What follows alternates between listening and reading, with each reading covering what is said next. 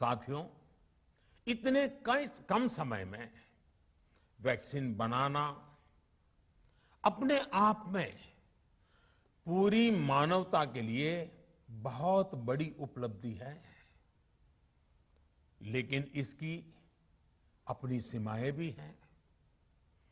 Vaccine बनने के बाद भी दुनिया के बहुत कम देशों में वैक्सीनेशन प्रारंभ हुआ और ज्यादातर समृद्ध देशों में ही शुरू हुआ। WHO ने वैक्सीनेशन को लेकर गाइडलाइंस दी। वैज्ञानिकों ने वैक्सीनेशन की रूपरेखा रखी और भारत ने भी जो अन्य देशों की बेस्ट प्रैक्टिसेस थी, विश्व स्वास्थ्य संगठन WHO के मानक थे, उसी आधार पर चरणबद्ध तरीके से वैक्सीनेशन करना तय किया। केंद्र सरकार ने मुख्यमंत्रियों के साथ हुई अनेकों बैठकों से जो सुझाव मिले, संसद के विभिन्न दलों के साथियों द्वारा जो सुझाव मिले, उसका भी पूरा ध्यान रखा। इसके बाद ही ये तय हुआ कि जिन्हें कोरोना से ज्यादा खतरा है, उन्हें प्राथमिकता दी जाएगी। इसलिए ही हेल्थ वर्कर्स, फ्रंटलाइन वर्कर्स, 60 वर्ष की आयु से ज्यादा के नागरिक, बीमारियों से ग्रसित 45 वर्ष से ज्यादा आयु के नागरिक, इन सभी को वैक्सीन पहले लगनी शुरू हुई है। आप कल्पना कर सकते हैं कि अगर कोरोना की दूसरी वेव से पहले हमारे फ्रंटलाइन वर्कर्स को वैक्सीन नहीं लगी होती तो क्या होता? सोचिए, हमारे डॉक्टर्स, नर्सिंग स्टाफ को वैक्सीन ना लगी तो क्या होता? अस्पतालों में सफाई करने वाले हमारे भाई बहनों को, एम्बुलेंस के हमारे ड्राइवर्स भाई बहनों को वैक्सीन ना लगी होती तो क्या होता? ज्यादा से ज्यादा हेल्थ वर्कर्स को वैक्सीनेशन होने की वजह से ही वो निश्चिंत होकर दूसरों की सेवा में लग पाए, लाखों देशवासियों का जीवन बचा पाए।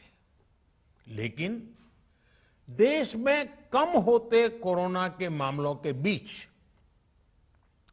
केंद्र सरकार के सामने अलग अलग सुझाव भी आने लगे, भिन्न भिन्न मांगे होने लगी, पूछा जाने लगा, सब कुछ भारत सरकार ही क्यों तय कर रही है? राज्य सरकारों को छूट क्यों नहीं दी जा रही है? राज्य सरकारों को लॉकडाउन की छूट क्यों नहीं मिल रही है? One size does not fit all जैसी बातें भी कही गई। दलील ये दी गई कि संविधान में चूंकि हेल्थ, आरोग्य प्रमुख रूप से राज्य का विषय है, इसलिए अच्छा है कि सब राज्य ही करें। इसलिए इस दिशा में एक शुरुआत की गई। भारत सरकार ने एक बृहद गाइडलाइन बनाकर राज्यों को दी ताकि राज्य अपनी आवश्यकता और सुविधा के अनुसार काम कर सके। स्थानीय स्तर पर कोरोना कर्फ्यू लगाना हो, माइक्रो कंटेनमेंट जोन बनाना हो, इलाज से जुड़ी व्यवस्थाएं हो, भारत सरकार ने राज्यों की इन मांगों को स्वीकार किया। साथियों, इस साल 16 जनवरी से शुरू होकर अप्रैल महीने के अंत तक भारत का वैक्सीनेशन कार्यक्रम मुख्यतः केंद्र सरकार की देखरेख में ही चला। सभी को मुफ्त वैक्सीन लगाने के मार्ग पर देश आगे बढ़ रहा था। देश के नागरिक भी अनुशासन का पालन करते हुए अपनी बारी आने पर वैक्सीन लगवा रहे थे। इस बीच कई राज्य सरकारों ने फिर कहा कि वैक्सीन का काम डिसेंट्रलाइज किया जाए और राज्यों पर छोड़ दिया जाए।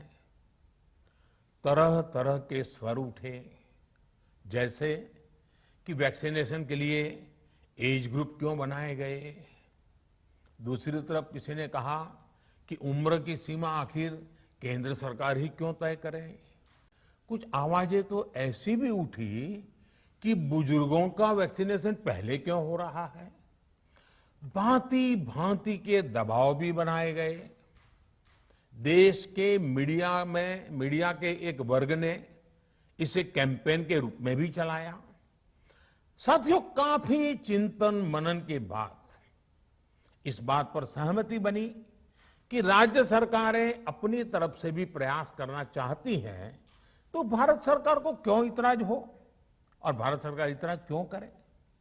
राज्यों की इस मांग को देखते हुए, उनके आग्रह को ध्यान में रखते हुए 16 जनवरी से जो व्यवस्था चली आ रही थी, उसमें प्रयोग के तौर पर एक बदलाव किया गया।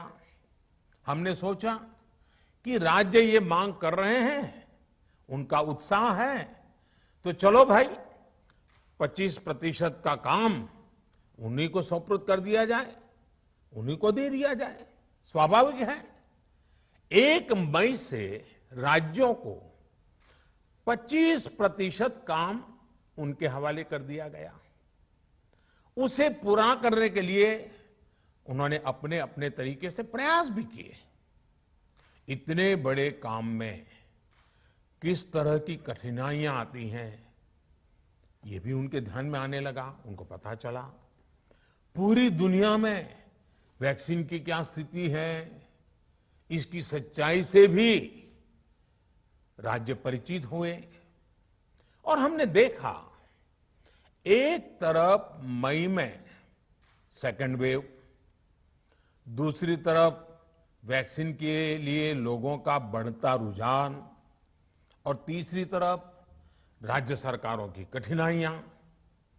मई में 2 सप्ताह बीतते बीतते कुछ राज्य खुले मन से ये कहने लगे कि पहले वाली व्यवस्था ही अच्छी थी।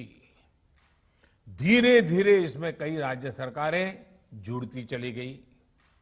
वैक्सीन का काम राज्यों पर छोड़ा जाए, जो इसकी वकालत कर रहे थे, उनके विचार भी बदलने लगे।